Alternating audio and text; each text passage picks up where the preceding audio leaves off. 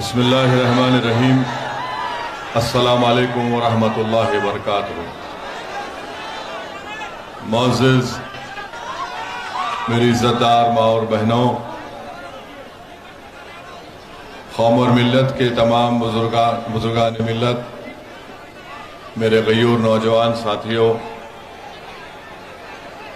झारखंड मजलिस इत्तेहादुल मुस्लिमीन के सदर जनाब मोहम्मद शाकिर साहब,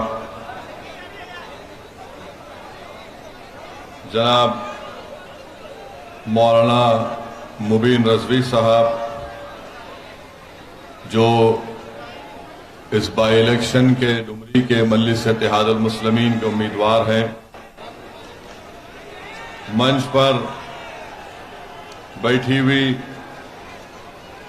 हमारी इज़्ज़तदार माँ और बहन जो हजारीबाग बाहरी गांव से आए हैं, अशफाक खान साहब की माँ और बहन भी आज हमारे साथ इस मंच पर बैठी हुई है।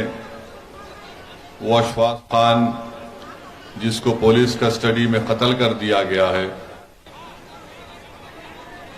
कैसर इमाम साहब, समीर अली साहब, इंतखाब आलम साहब, मंसूर आलम साहब, खैस अंसारी साहब, मोहम्मद कोहल साहब जो कौमी सदर हैं कोल की तंजीम के, असदुल हक साहब उफ बबलू मुखिया साहब, हाजी तनवीर साहब, MN खां साहब, कामरान खां साहब, मेरे अजीज दोस्तों और बुजुर्गों, मैं सबसे पहले आप तमाम का दिल की गहराइयों से शुक्रिया अदा करता हूं कि आपने अपना कीमती वक्त निकालकर आज के इस जनसभा में आपने शिरकत की।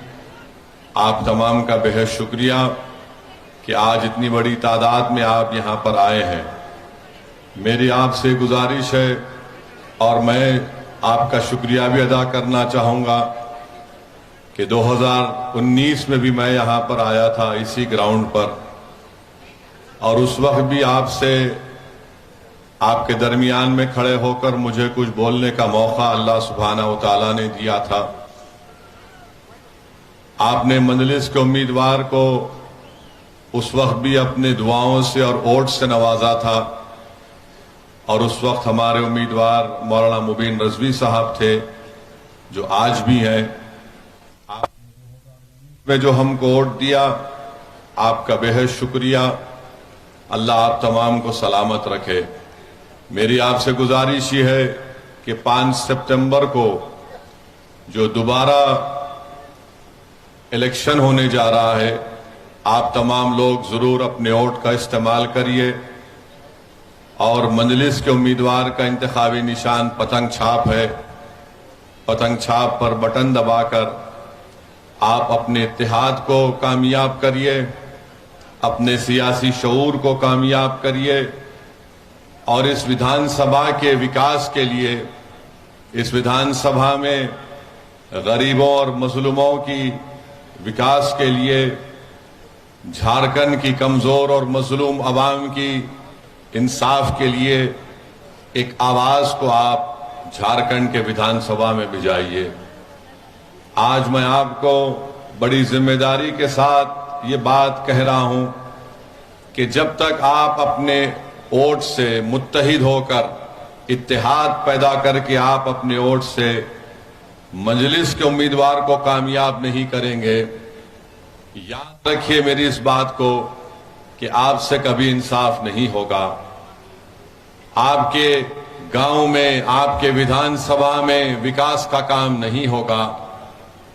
अगर आप ये समझते हैं कि हम सिर्फ वोट डालने वाले बन गए हैं और हमारे वोट डालने से हमसे इंसाफ होगा, हमारे वोट डालने से जिस तरह हजारीबाग में अशफाक खान को मार दिया गया उसके परिवार को इंसाफ मिलेगा, अगर आप ये समझ रहे हैं कि जिस तरीके से आज आए दिन झारखंड में मॉब लिंचिंग के जरिए से लोगों को मार दिया जाता है वो रुक जाएगा, वो नहीं रुकेगा। मेरी इज्जतदार माँ और बहनों, मेरे बुजुर्गों, मेरी इस बात का आप यकीन कर लो, ये उसी वक्त रुकेगा जब आपके लिए लड़ने वाला कोई एक एमएलए होगा जो झारखंड में जहां कहीं भी किसी गरीब, आदिवासी, मुसलमान या दलित पर जुल्म होगा, वो दौड़ता हुआ उस पीड़ित परिवार के दरमियान में पहुंचेगा, उनकी लड़ाई को अपनी लड़ाई समझेगा, वो अपनी तकलीफ समझकर वो इंसाफ की लड़ाई लड़ेगा। जब तक आप इस बात को नहीं समझेंगे, याद रखिए ये जुल्म जारी और सारी रहेगा। मुझे अफसोस इस बात का है कि अभी हम सुन रहे थे कि यहां पर मुख्यमंत्री आए थे हेमंत सोरेन साहब, और उन्होंने आकर ये कह दिया कि झारखंड में कोई मॉब लिंचिंग नहीं हुई है। हम झारखंड के मुख्यमंत्री को याद दिलाना चाहते हैं, शायद वो इतना काम कर रहे हैं कि आजकल बहुत सी चीजों को भूल जाते हैं, या फिर उनकी उम्र भी बढ़ रही है, नहीं मालूम।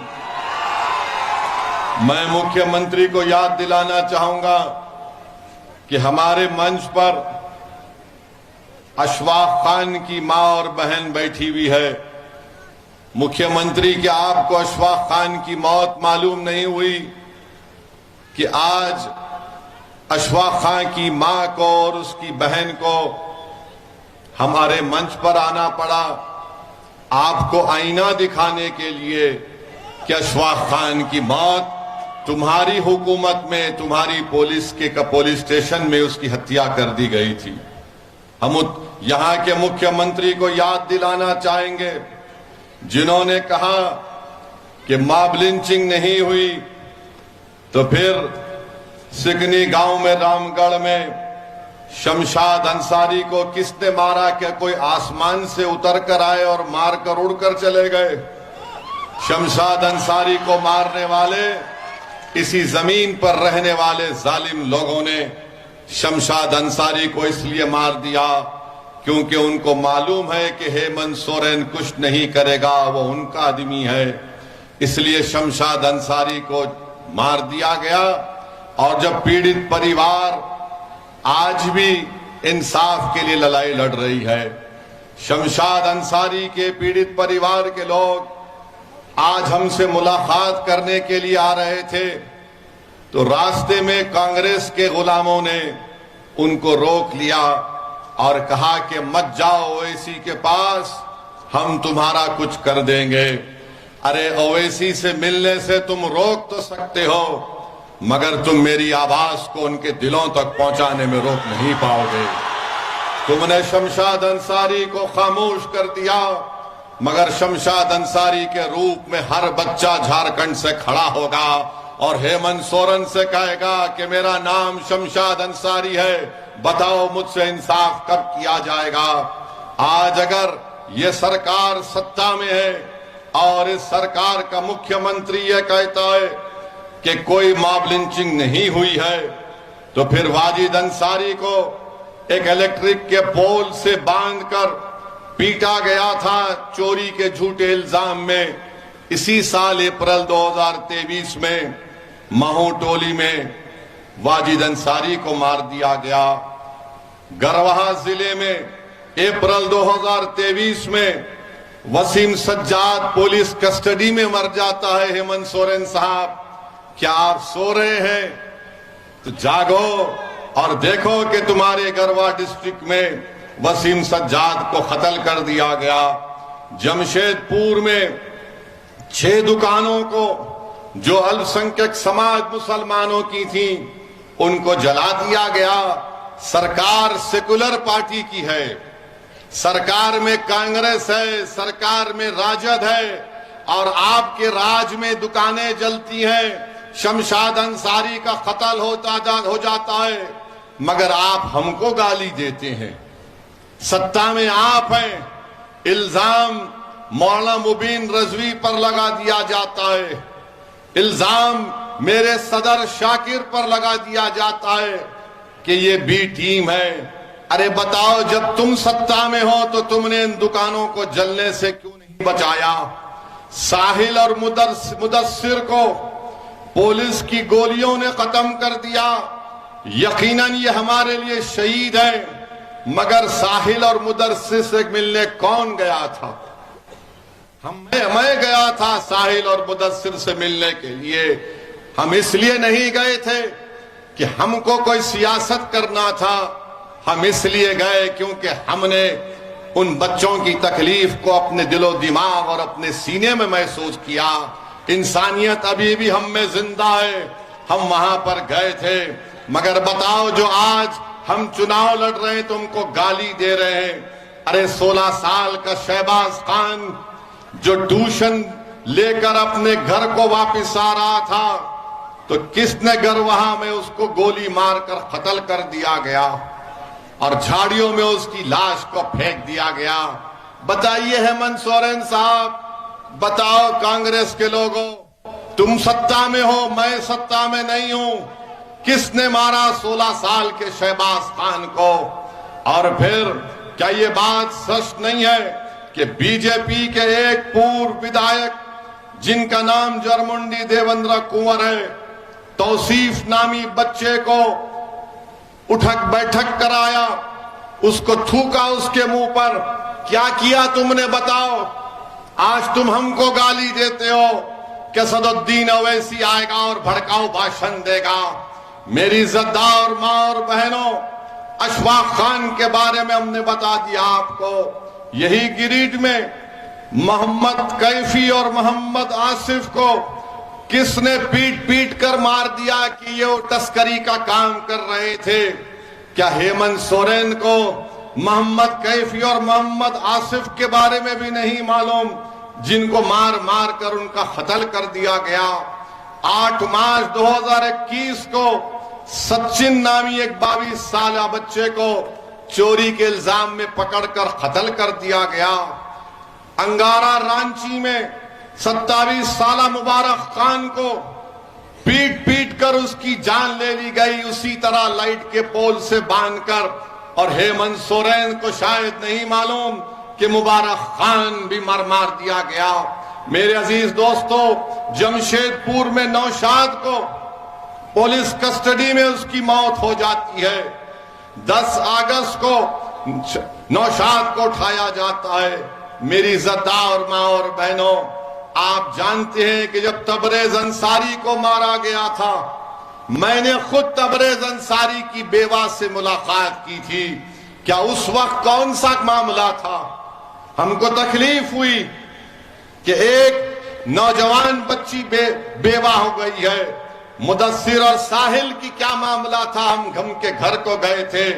मेरी इज्जतदार मां और बहनों, मेरे बुजुर्गों, आपने यहां पर झारखंड में 4 अल्पसंख्यक मुसलमान समाज के एमएलए को आपने कामयाब किया। इतने वाकयात होते हैं। अरे जमतारा से यहां पर आपने एक मुस्लिम विधायक को कामयाब किया, और अभी हमको बताया गया हसन साहब भी फिर रहे हैं। 4 आपके एमएलए हैं।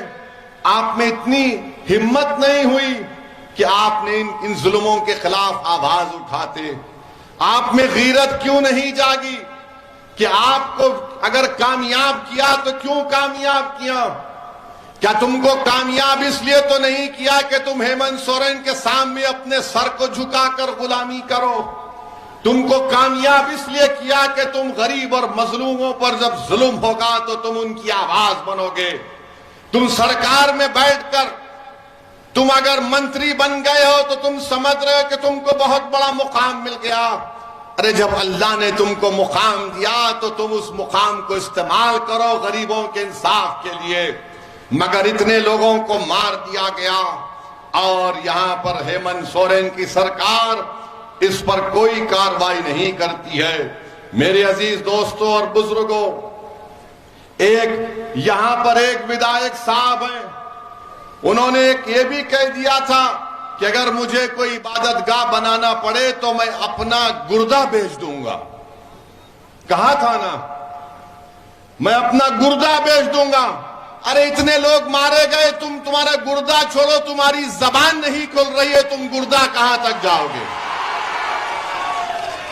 उस विधायक ने कहा था कि मैं अपना गुर्दा बेचकर इबादतगाह को बना दूंगा। अरे तुम क्या बनाओगे हमको नहीं मालूम, मगर तुम झारखंड की जनता को तो बेवकूफ बना रहे हो, उनका मजाक कर रहे हो और वो मौत की आगोश में चले जा रहे हैं। मेरे अजीज दोस्तों और बुजुर्गों, आप देखते हैं कि बोकारो में, चक्रधरपुर में क्या क्या तकारीर नहीं की गई थी, क्या क्या भाषण नहीं दिया गया था। अगर हम उस पर बोलना शुरू करेंगे तो फिर एक नया तनाजा यहां पर पैदा होगा। मेरे अजीज दोस्तों और बुजुर्गों, आप ये भी जानते हैं कि जिस प्रदेश से मैं आता हूं, तेलंगाना है, वहां पर 50 लाख से कम मुसलमान हैं। झारखंड में 60 लाख के करीब मुसलमान हैं। और हम जिस प्रदेश से आते हैं वहां पर अल्पसंख्यक समाज का एक मंत्रालय है, और इस साल का बजट क्या है आपको मालूम? 2200 करोड़ रुपये। और झारखंड में अल्पसंख्यक समाज का विजारत अखिलती बहबूद का बजट सिर्फ 500 करोड़ रुपये, सिर्फ 500 करोड़ रुपये। और हम जब यहां पर आ रहे हैं तो हमको गाली दे रहे हैं। अरे भैया गाली दो हमको, तुम्हारी गालियों से मैं रुकने वाला नहीं हूं। यहां तेलंगाना में हमारे सात विधायक हैं, कोई मंत्री नहीं है। सुनिए, कोई मंत्री नहीं है, मगर हम 50 लाख से कम हैं। 2200 करोड़ रुपये सालाना मिलता है। आप 60 लाख हैं, 4 एमएलए हैं, 2 मंत्री हैं, मगर आपका बजट 500 करोड़ रुपये है। यही बात जब हम करते हैं तो इन तमाम को पेट में दर्द होता है, और इसीलिए हमको बदनाम किया जाता है कि असदुद्दीन ओवैसी भड़काऊ भाषण देता है। अरे अगर गरीबों के जुल्म को बयान करना भड़काऊ भाषण है तो सुन लो हेमंत सोरेन, मैं भड़काऊ भाषण देता रहूंगा। अगर शमशाद अंसारी की तकलीफ को बयान करना भड़काऊ भाषण है तो हम तमाम शमशाद अंसारी हैं। अगर हमारी बहन और हमारी मां बैठी हुई है, उनके बेटे और औलाद के लिए इंसाफ की बात करना अगर भड़काऊ भाषण है तो मुझे फख्र है कि अल्लाह ने मुझे भड़काऊ भाषण बोलने की सलाहियत दी। मगर आप बताओ, आपने क्या किया? यहां पर चुनाव जब आता है तो ओवैसी का डर दिखाते हैं कि अगर ओवैसी को वोट देंगे, मंजलिस को वोट देंगे तो बीजेपी जीत जाएगी। और आप मासूम लोग सिर्फ वोट डालते हराने के लिए। अरे कभी अपने दिलों पर हाथ रखकर सोचो, कभी जब तुम अपने घर में जाकर बैठते हो तो अपने दिल से पूछो कि मैं क्या सिर्फ इनको वोट डालने के लिए पैदा हुआ हूं? क्या तुम सिर्फ वोट डालने के लिए पैदा हुए? तुम वोट नहीं ले सकते? आप 50 साल से वोट दे रहे हैं, आपके दादा ने वोट दिया, आपके दादा ने अपनी जवानी को बर्बाद कर दिया, अपने बुढ़ापे को बर्बाद कर दिया, आपके बाप ने अपने बचपन को खोया, सिसक कर तुम्हारा बाप मर गया, तुमने उनको वोट दिया। अब तुम हो, और तुमसे भी यही कहा जा रहा है कि जिस तरह तुम्हारे बाप और दादा ने वोट दिया तुम उसी तरह चलो। नहीं मेरे नौजवान साथियों, तुम्हारे बाप दादा के पास विकल्प नहीं था, वो हालत मजबूरी में इन लोगों का साथ देते थे। आज तुम्हारे दरमियान में एक दीवानों की पार्टी खड़ी हुई है जो किसी के बाप को सुनने वाली नहीं है। तो मेरी आपसे गुजारिश है कि आप अपना वोट 5 सितंबर के दिन मजलिस इत्तेहादुल मुस्लिमीन को दीजिए। मेरे अजीज दोस्तों और बुजुर्गों, केंद्र की सरकार बीजेपी की है।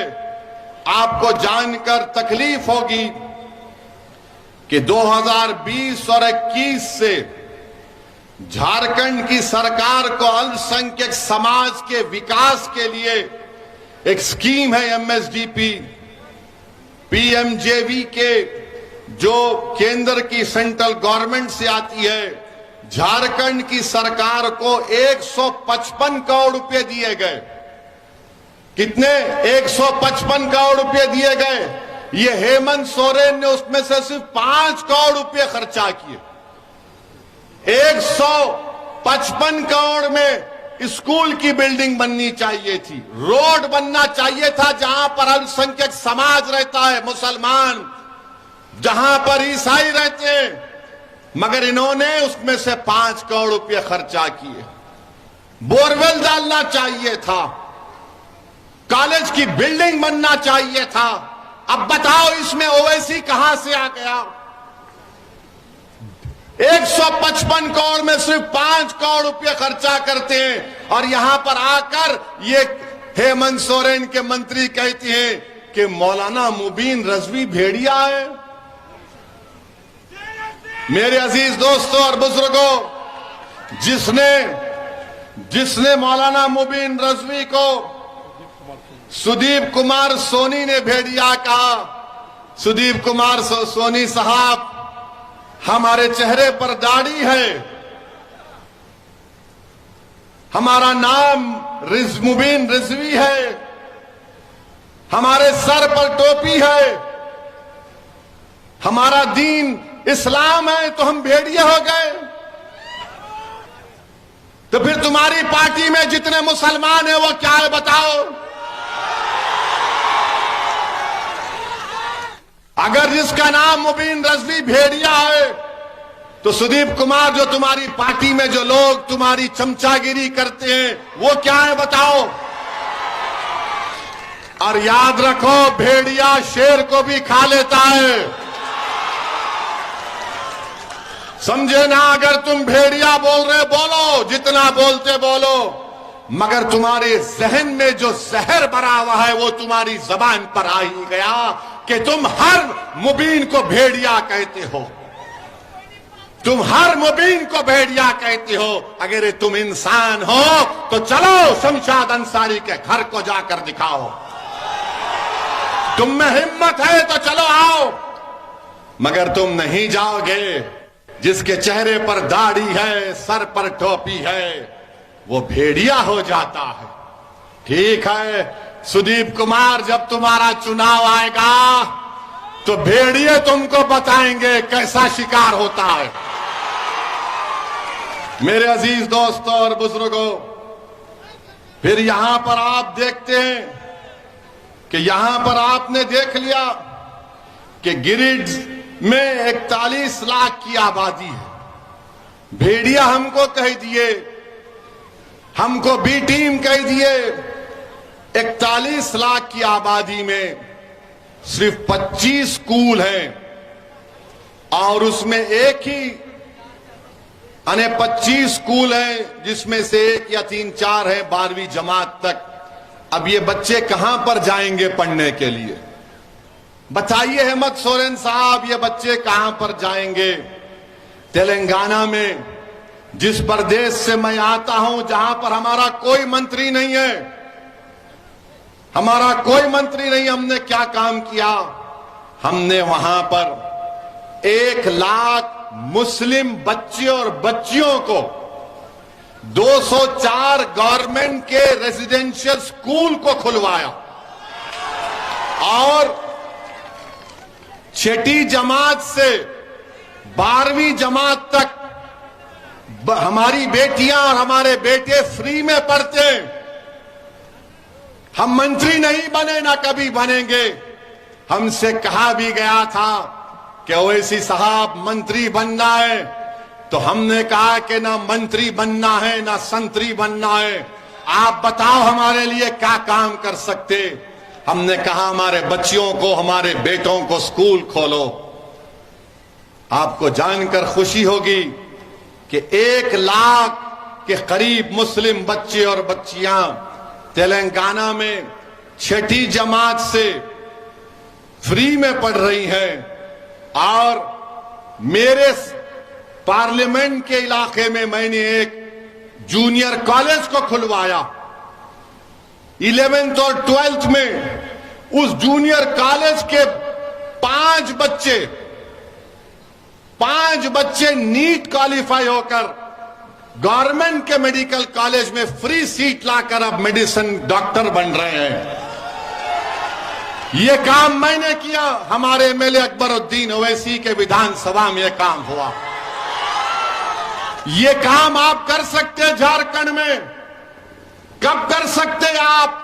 जब आप अपने विधायक को कामयाब करेंगे, जब आप सियासी ताकत हासिल करेंगे।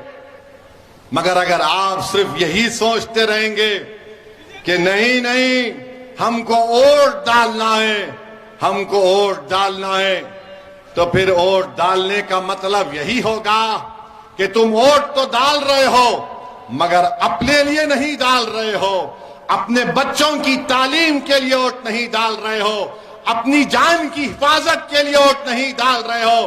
क्योंकि जब तुम वोट डाल रहे तो शमशाद कैसे मरा बताओ मुझे? इतने लोग कैसे मर गए जब तुमने वोट डाला? अब झारखंड मुक्ति मोर्चा के लोग बोलेंगे, यहां की सरकार बोलेगी, अरे ओवैसी तेलंगाना की सरकार में बहुत पैसा है, हम गरीब प्रदेश हैं। नहीं नहीं, गरीब तुम नहीं हो। 2019 और 20 में झारखंड सरकार को मिनरल्स में 5,165 करोड़ रुपए मिला। 5,165 करोड़ रुपए मिला है। कहां गया ये? किसकी जेब में गया पैसा? ये किसकी जेब में गया बताओ? गरीब के जेब में तो नहीं गया। गरीब के बच्चे तो शिक्षा हासिल नहीं कर रहे। 5,165 करोड़ रुपए इनको मिले। और फिर हम पर इल्जाम लगाते कि ओवैसी आएगा तो बीजेपी को फायदा होगा। तो ये बताइए कि झारखंड के एक मिनिस्टर हैं, मिथिलेश ठाकुर उनका नाम है, वो मालूम मुझे है, वो मिथिलेश ठाकुर है। ठाकुर ने 6 दिसंबर के दिन मिठाई बांटी। अरे तो 11 रब्बीउल अव्वल के दिन भी मिठाई बांटता, आका की आमद की खुशी में मनाता, मिठाई खिलाता। मगर मंत्री ने कहा कि नहीं, 6 दिसंबर को हम बांटेंगे, मिठाई खिलाएंगे, क्योंकि उस दिन बाबरी मस्जिद को शहीद किया गया था। हेमंत सोरेन, ये आपका सेकुलरिज्म है और आप हम पर उंगली उठाते हैं। याद रखो, अगर तुम एक जबान से मेरे खिलाफ झूठ बोलोगे तो मैं तुम्हारी 1000 सच्चाइयों को जनता के सामने रखूंगा। अब आप देखिए इनका रिकॉर्ड। अब इतना तो हेमंत सोरेन के लिए काफी, अब थोड़ा मोदी पे भी बोलते हैं, वरना कांग्रेस के लोगों में तो रात में नींद नहीं आएगी। हेमंत सोरेन को भी जरा बेचैनी होगी, करवटें लेंगे कि ये क्या क्या सच्चाई को बयान करके चला गया। फिर कोई कांग्रेसी बोलेगा या हेमंत सोरेन के पास का बोलेगा, मोदी को नहीं बोले। अरे मोदी को तो हम ही बोल रहे हैं, 9 साल से तुम तो गूंगे बनकर बैठे हो। तुमने क्या 3 मर्तबा बीजेपी से डिप्टी चीफ मिनिस्टर नहीं बने हो हेमंत सोरेन? क्या बीजेपी और तुमने आरएसएस का दामन नहीं थामा? और तुमने थामा और हम उनसे सीना तान कर मुकाबला कर रहे हैं। मुझे अफसोस हुआ जब मुझे अभी बताया गया कि मुजाहिद आजादी हजरत मौलाना शेख भिखारी साहब का पड़पोता, शेख भिखारी साहब जिसने अंग्रेजों की गुलामी से देश को आजाद कराने के लिए झारखंड का अजीम सपूत, उनका पड़पोते को 24 अगस्त 2023 को मंदर ब्लॉक रांची में, जिसका नाम बिट्टू खान है, उसको मॉब लिंचिंग कर दी गई। वो अब दवाखाने में अपनी जिंदगी और मौत की लड़ाई लड़ रहा है। शेख बुखारी साहब का पड़पोता, वो बेचारे जो इस देश को आजाद कराने के लिए अपना सब कुछ कुर्बान कर दिए, और जालिमों ने उनके पड़पोते को मां पीट पीट कर अस्पताल को पहुंचा दिया, और अभी तक उस केस में कोई एफआईआर नहीं हुआ, हमको बताया जा रहा है। बताइए आप, इल्जाम हम पर लगता है, मगर जब ये तमाम सच्चाई को हम बयान करते हैं तो आज आपसे अपील करने आए हैं कि झारखंड में आदिवासी, मुसलमान, दलित ये गुलदस्ता है इस प्रदेश का, और पूरे देश हमारा भारत एक गुलदस्ता है। और Narendra Modi uniform civil code लागू करना चाहते हैं। हम यूनिफॉर्म सिविल कोड को मुस्तरद करते हैं। यूनिफॉर्म सिविल कोड को हम एक्सेप्ट नहीं करते। क्या आदिवासियों पर यूनिफॉर्म सिविल कोड ला सकते मोदी आप? क्या छोटा नागपुर का कानून नहीं है झारखंड में जमीन का? इस जमीन का कानून है। क्या आदिवासियों पर यूनिफॉर्म सिविल कोड लागू किया जा सकता है झारखंड के? बताओ बीजेपी वालों, मैं चैलेंज कर रहा हूं मोदी को कि क्या तुम झारखंड के, छत्तीसगढ़ के, तेलंगाना के, मध्य प्रदेश के, राजस्थान के आदिवासियों पर यूनिफॉर्म सिविल कोड लागू करोगे? नहीं कर सकते और नहीं करना चाहिए, क्योंकि भारत की खूबसूरती यही है कि यहां पर हजारों तहजीबें हैं, हजारों तहजीबें हैं। यहां पर हर एक का अपना अपना पर्सनल लॉ है। दिल्ली में बैठा हुआ कोई बाबू, दिल्ली में बैठा हुआ आरएसएस का प्रधानमंत्री हमारे जिंदगी के फैसले नहीं कर सकता। कोई हमको ये नहीं बताएगा कि हम कैसे अपनी जिंदगी गुजारेंगे। भारत के संविधान में मजहब की आजादी फंडामेंटल राइट है, और मैं अपने मजहब के बताए हुए तरीके पर अपनी जिंदगी को गुजारूंगा। नरेंद्र मोदी मुझे आकर नहीं बता सकते कि मैं अपने मजहब पर कैसे चलूं। इसीलिए हम यूनिफॉर्म सिविल कोड के खिलाफ हैं। अब आप बताइए, यूनिफॉर्म सिविल कोड कभी सुना आपने इन लोगों को जो हमको गाली देते हैं? इनकी जबान नहीं खुलती। पार्लियामेंट में नो कॉन्फिडेंस मोशन, हिंदी में क्या बोलते? नो कॉन्फिडेंस, हाँ, अविश्वास प्रस्ताव आया था। हमने वहां पर 6-7 मिनट में पूरा सबका बयान कर दिया, हर चीज को खोल खोल कर बयान कर दिया। बताओ, आपकी तो जबान ही नहीं खुलती। आप तो सिर्फ एक ही बात करते, मैं दुकान खोलना चाहता हूं मोहब्बत की। दूसरा बोलता है मैं चौकीदार हूं। ये ऐसा चौकीदार है जो चीन 2000 स्क्वायर किलोमीटर जमीन पर कब्जा करके बैठा है, मगर चौकीदार क्या चौकीदारी कर रहा है?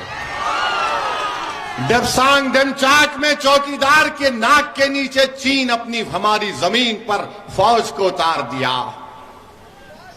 ये दुकानदार है, ये सिर्फ बोलता हूं मैं मोहब्बत की बात करता हूं, तो शमशाद अंसारी से मोहब्बत की बात कौन करेगा? अशफाक खान से मोहब्बत की बात कौन करेगा? अरे तुम्हारी सरकार है ना दुकानदार वालों, तुम्हारी सरकार है झारखंड में। मेरी तो सत्ता, मैं सत्ता में तो नहीं हूं। एक तरफ दुकानदार, एक तरफ चौकीदार। ये दुकानदारों ने 50 साल से हमको लूटा। ये चौकीदार हमारी शनाख्त को खत्म करना चाहता है, हमारी तहजीब को खत्म करना चाहता है। इस देश में ना दुकानदार की दुकान की जरूरत है, ना चौकीदार की जरूरत है, बल्कि तीसरे विकल्प की जरूरत है जो इंशाअल्लाह पैदा होगा। आप देखना मेरे अजीज दोस्तों और बुजुर्गों, देश के प्रधानमंत्री बड़ी बड़ी बातें करते हैं, सबका साथ, सबका विश्वास, सबका विकास, क्या क्या बकते रहते हैं।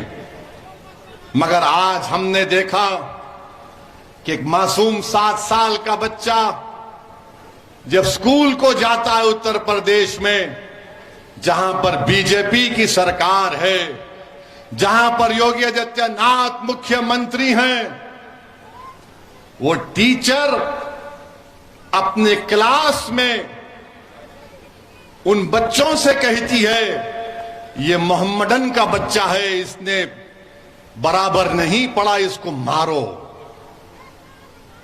आप बताइए कि एक बच्चा आकर उसको बच्चे को मारता है, उस 7 साल के बच्चे को, तो टीचर कहती है, मोदी जी, जिस तरह हेमंत सोरेन को भूलने की आदत है, उससे ज्यादा मोदी जी को भूलने की आदत है। तो टीचर कहती है, मोदी जी, तुमने इसको अच्छा नहीं मारा, दम से मारो, ये मोहम्मदन है। बताइए आप। और वो बच्चे को मार पीटा जाता है, उसका वीडियो पूरे देश में, पूरी दुनिया में चला गया। उस बच्चे के बाप से मैंने बात की, हमारे वहां के मजलिस के सदर को भिजाया। जिस तरह हमारा सदर झारखंड का कभी कुछ हो जाता है तो शाकिर दौड़ते हुए चीखे मारता है। अरे जिंदा अभी ठहरो, सुनो, तुम शाकिर साहब लेके आए क्या? तुमको सुनो हमारी बात। वहां पर हमारे सदर को भिजाया। उस 7 साल के बच्चे के वालिद से, पिता से हमने बात की। उसके बाप ने कहा, हमने पूछा पुलिस में कॉम्प्रोमाइज क्यों किया तुमने?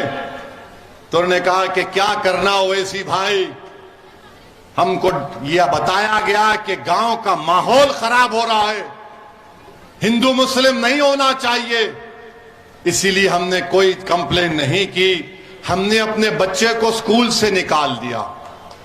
यही कमजोरी हमारी। अगर कोई बाप अपने बेटे के लिए नहीं लड़ेगा तो क्या दुनिया लड़ेगी? कौन लड़ेगा? अरे एक बाप ही तो लड़ेगा ना अपने बेटे की इज्जत के लिए। मगर उस बाप को भी मालूम कि बीजेपी की सरकार है, मोदी प्रधानमंत्री है, योगी मुख्यमंत्री है, मुझे इंसाफ नहीं मिलेगा। मेरे अजीज दोस्तों और बुजुर्गों, मेरी इज्जतदार मां और बहनों, याद रखो, आप अगर आप इसी तरह डरते रहेंगे कि माहौल खराब हो जाएगा, अरे माहौल जुल्म से खराब हो रहा है, तुम्हारी खामोशी से माहौल खराब नहीं हो रहा है। अगर वो बाप अपने बेटे की कंप्लेन नहीं कर सक रहा है, क्योंकि यही सेकुलरिज्म के चौधरी हैं, यही जो सेकुलरिज्म को ले डूबे इस देश में, उसने जाकर उस बच्चे के बाप से कह दिया कि तुम कंप्लेन मत करो, गांव का माहौल खराब हो जाएगा। अरे जालिमों, अगर तुम्हारे बेटे को मारते तो तुम खामोश बैठते, क्योंकि मार खाने वाला 7 साल का बच्चा मेरा बेटा था, मेरी औलाद थी। तो तुम में इतनी हिम्मत आ गई कि तुम मुझसे आकर कहते हो कि तुम माहौल को खराब होने मत दो। अगर किसी रांची में या उत्तर प्रदेश में योगी आदित्यनाथ के पोस्टर को फाड़ दिया जाएगा या मोदी के पोस्टर को फाड़ दिया जाएगा तो क्या करोगे? पुलिस दौड़ते हुए जाएगी उसके घर पर, उसके घर तक बुलडोजर लेकर जाएगी। मगर भारत में, हमारे वतन अजीज में, एक बाप से कहा जा रहा है कि तुम्हारे बेटे की कोई इज्जत नहीं है। अगर उसको स्कूल में थप्पड़ मारते हैं तो थप्पड़ खा लो, मगर माहौल खराब होने मत दो। मैं आपसे कह रहा हूं, माहौल खराब होता है तो भाड़ में जाए। मैं अपनी औलाद के लिए खामोश नहीं बैठूंगा, मैं अपने बच्चे की इज्जत के लिए खामोश नहीं बैठूंगा। अगर गांव का माहौल मुझे बेइज्जती करने से खराब होता है तो फिर और खराब होने के लिए तैयार रहना पड़ेगा। क्या हमारी जान की कीमत नहीं है? भारत के संविधान में इज्जत फंडामेंटल राइट है, डिग्निटी फंडामेंटल राइट है। इस मुकाम पर हम आ गए, क्यों आ गए? क्योंकि हम सिर्फ वोट डाल रहे हैं, वोट डाल रहे हैं, हम कभी वोट नहीं ले रहे हैं। मेरे अजीज दोस्तों और बुजुर्गों, याद रखो, आप अगर आज आप अपनी ताकत को नहीं समझेंगे, लोग बोलेंगे आपसे अगर मुबीन रजवी कामयाब हो गया तो क्या होगा। मेरे अजीज दोस्तों और बुजुर्गों, अगर एक मुबीन रजवी तुम्हारा विधायक बनकर झारखंड की विधानसभा में जाएगा तो कम से कम मुबीन रजवी की जबान से निकलेगा शमशाद अंसारी जिंदाबाद, शमशाद अंसारी जिंदाबाद। कभी तो कोई लड़ेगा, मगर आज ये कहेंगे अरे एक जीतेगा तो क्या होगा। आप उनसे कहना कि भारत की पार्लियामेंट में 2 MP हैं मजलिस के, और जब 2 में से एक खड़े होकर 6-7 मिनट के लिए भारत की लोकसभा में बोलते हैं तो मोदी से लेकर अमित शाह सब परेशान हो जाते हैं कि अब ये क्या बोलने वाला है। अगर हम बोलने की सलाहियत रखते हैं तो आपकी वजह से, आपकी दुआओं की वजह से, आपके वोट की वजह से, आपकी ताईद की वजह से, यही तो मेरी ताकत है, यही तो मेरी ताकत है और अल्लाह का करम है, सदका नबी करीम सल्लल्लाहु अलैहि वसल्लम का। मगर आज आप खामोश बैठते रहेंगे तो फिर याद रखिए कोई आसमान से नहीं आने वाला है। और आपको हम बताना चाह रहे हैं कि अब तो ट्रेन में वो यहीं पर था, शायद वो खबीस शैतान जिसने गोली मारी वो झारखंड के रेलवे स्टेशन में था शायद, बहरहाल कहीं भी था। वो नाम पूछकर रेलवे में गोली मारता है। एक हैदराबाद का लड़का है,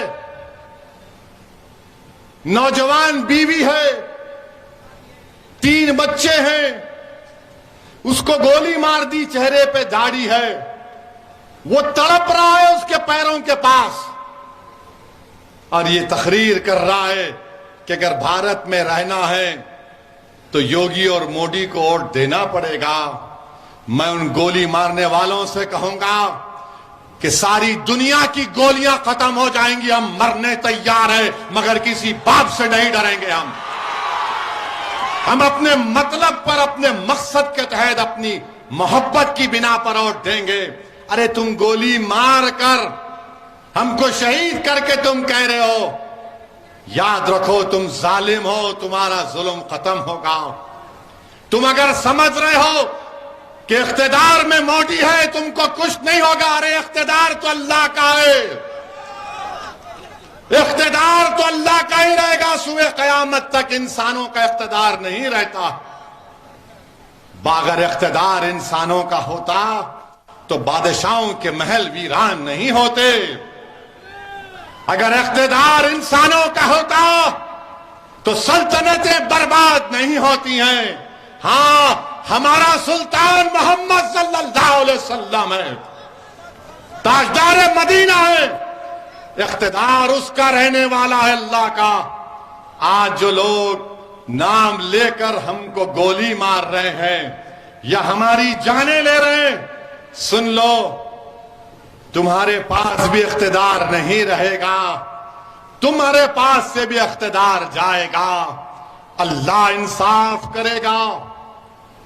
मैं जानता हूं कि किसी एक भारत के किसी एक मुकाम पर किसी एक मां के बेटे को किसी ने जान से मार दिया, तो जब मीडिया के लोगों ने जाकर उस पीड़ित मां से पूछा कि तुम्हारे बेटे की हत्या कर दी गई है, मां जी तुम्हारी तबीयत कैसी है, तो उस मां ने आंख में आंसू लाकर कहा कि मैंने तो सब्र कर लिया मगर मेरा अल्लाह सब्र नहीं करेगा।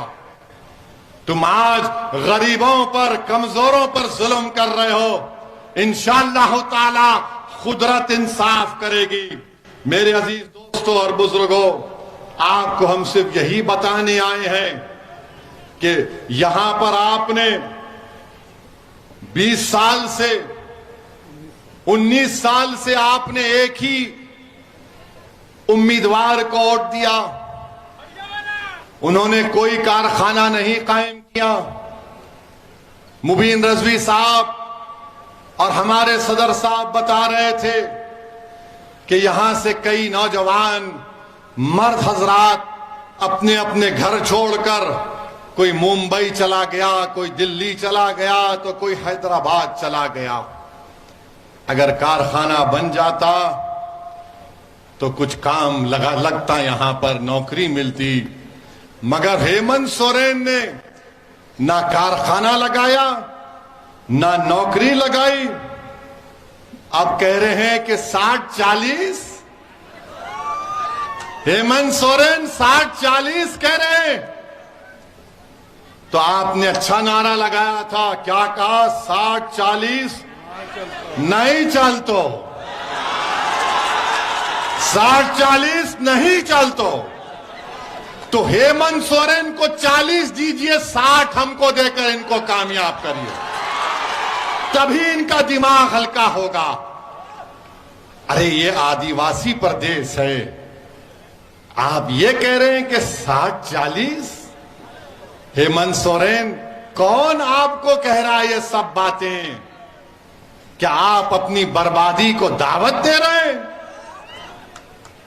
अरे ये गरीब प्रदेश में आप यहां के लोगों को नौकरी देने के बजाय आप कुछ और ही कह रहे हैं। मुझे बड़ा अफसोस हुआ कि जब मैं ये देखा, क्या देखा मैंने कि हेमंत सोरेन कह रहे हैं कि संस्कृत यूनिवर्सिटी बनाएंगे। अच्छा, संस्कृत यूनिवर्सिटी, संस्कृत बोलने वाले 24,280 है लोग हैं। कितने लोग हैं संस्कृत बोलने वाले? हेमंत सोरेन 24,000 लोगों के लिए यूनिवर्सिटी और पूरे जिले के 31 लाख लोगों के लिए खाली 25 स्कूल, और आप इसलिए वोट देंगे? आप इसलिए वोट देंगे? अब नहीं मालूम तुम 5 तारीख को जाके क्या करोगे, नहीं मालूम। नहीं, अभी सुनो, अभी हमारे यहां से जाने के बाद हजरत इबलीस के पूरे साथी आप तक भाग कर आएंगे। ये बड़ा जज्बाती बयान देकर गया, तुम इसकी बातों में नहीं आना, हम सब कर देंगे। याद रखो, आप आज के बाद जेएमएम और कांग्रेस के लोग आपके घर के अतराफ फिरेंगे। ए बाबा भीख दे देना, एक दे के वोट दे देना। ये तो हम काम कर दिए ना, ये तो हम रोड पे ला लिए उनको, तुम्हारे गांव में ला लिए। मगर अब आपकी जिम्मेदारी है कि आप अपने लिए, अपने बच्चों के लिए अपने वोट का सही इस्तेमाल करिए। हम हेमंत सोरेन साहब से पूछना चाहते हैं कि झारखंड में 170 जबानें बोली जाती हैं। कौन सी जबानें हैं? कोरथा, संथाली, हिंदी, बंगाली, उर्दू, मगधी, हो, सदन, ओरायन, मुंदारी, ये सब जबानें। अरे इनके यूनिवर्सिटी खोल देते आप, इनकी यूनिवर्सिटी खोल देते हेमंत सोरेन।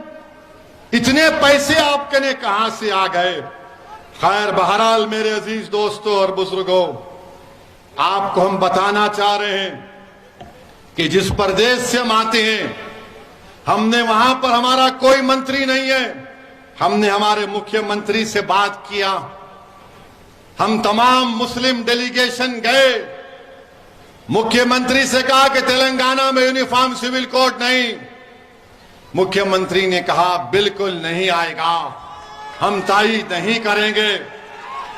फिर हमने मुख्यमंत्री से कहा कि हमारे सेक्रेटेरिएट में, हिंदी में सेक्रेटेरिएट क्या बोलेंगे, मंत्रालय, सचिवालय, वहां पर मस्जिद को शहीद कर दिया गया था। आज तेलंगाना में हुकूमत ने ही मस्जिद को बनाया। नई मस्जिद को बनाया, मुख्यमंत्री आए तो हमने मुख्यमंत्री से कहा, मुख्यमंत्री जी आप भी कुछ बोलिए। तो हमारे मुख्यमंत्री ने उस मस्जिद को बनाया। क्यों बनाया?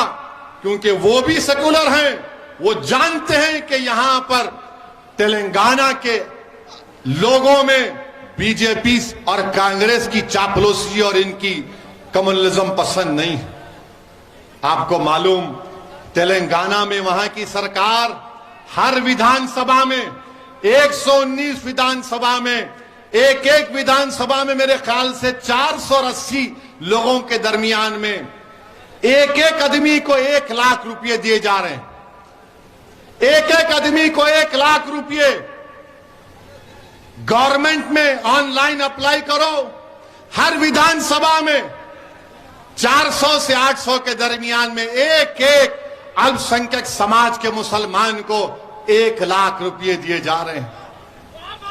अरे वाह वाह, तुम खाली मुशायरा नहीं हो रहा है। 5 तारीख को जाके वाह बोल के पतंग पे बटन दबाओ। और फिर आपको बताना चाह रहे हैं, हमने सरकार से बातचीत की, हमारे मुख्यमंत्री से, उनका नाम के चंद्रशेखर राव है। हमने उनसे कहा कि हमको खबरस्तान की जमीन की जरूरत है। तो हमारे मुख्यमंत्री ने 125 एकड़ कब्रिस्तान को दी। और हमने क्या किया? हमने कहा सुन्नियों की इतनी रहेगी, शियाओं की इतनी रहेगी। यहां पर हमारे बोहरी समाज के भी लोग हैं, मेहदवी समाज के भी लोग हैं। हमने कहा कि सबको इसमें जमीन मिल जाएगी। मेरे भाई, जिंदा रहने के लिए मंजलिस तेलंगाना में काम कर रही है, और जिंदा रहने के लिए सियासी ताकत जरूरी है। जिंदा रहने के लिए बच्चों को स्कूल जरूरी है। जिंदा रहने के लिए मस्जिद की और जान की हिफाजत की जरूरत है। ये कब होगा? जब तुम्हारे पास सियासी ताकत होगी। अगर आप सिर्फ वोट डालने वाले बनेंगे तो फिर आपका नुकसान ही होगा। वोट डालने से नहीं, वोट लेने से ताकत मिलती है। वोट डालना तो बच्चों का काम है, वोट लेना तो आपकी ताकत का काम है। तो इसीलिए आपसे अपील कर रहे हैं कि आप 5 तारीख के दिन पतंग छाप के निशान पर पूरे एक होकर, मुत्तहिद होकर मुबीन रजवी साहब को अपना वोट दीजिए।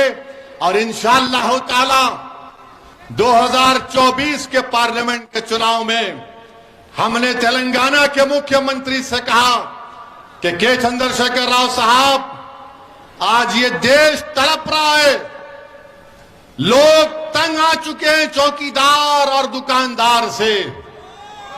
हमने उनसे कहा कि आप आगे बढ़िए, पूरा देश आपके साथ खड़ा हो जाएगा। हम उम्मीद करते हैं कि हमको भी छुटकारा मिले दुकानदार और चौकीदार से। ये दुकानदार और चौकीदार, ये दोनों भाई हैं, इनमें कोई फर्क नहीं है, इनमें कोई फर्क नहीं है। हमारी बात पे यकीन करिए। इंशाअल्लाह मैंने आपसे वादा किया था कि मैं झारखंड को आया हूं और आता रहूंगा। आपने 2019 में हमको वोट दिया, हमको कामयाबी नहीं मिली, यकीनन हमको थोड़ा रंज हुआ, मगर हमको हमारे हौसले पस्त नहीं हुए। हमने जो वादा किया, हम आ रहे हैं और आते रहेंगे। मगर मेरी इज्जतदार मां और बहनों, मेरे नौजवान साथियों, मेरे बुजुर्गों, वोट लेना हमारा काम है, वोट देना हमारा काम नहीं है।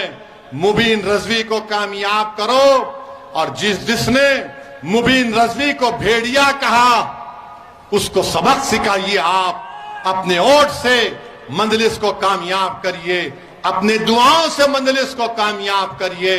आप तमाम का बेहद शुक्रिया कि इतनी चिलचिलाती धूप में आप यहां पर आए। अल्लाह आप तमाम को सलामत रखे। अस्सलाम वालेकुम व रहमतुल्लाहि व बरकातहू।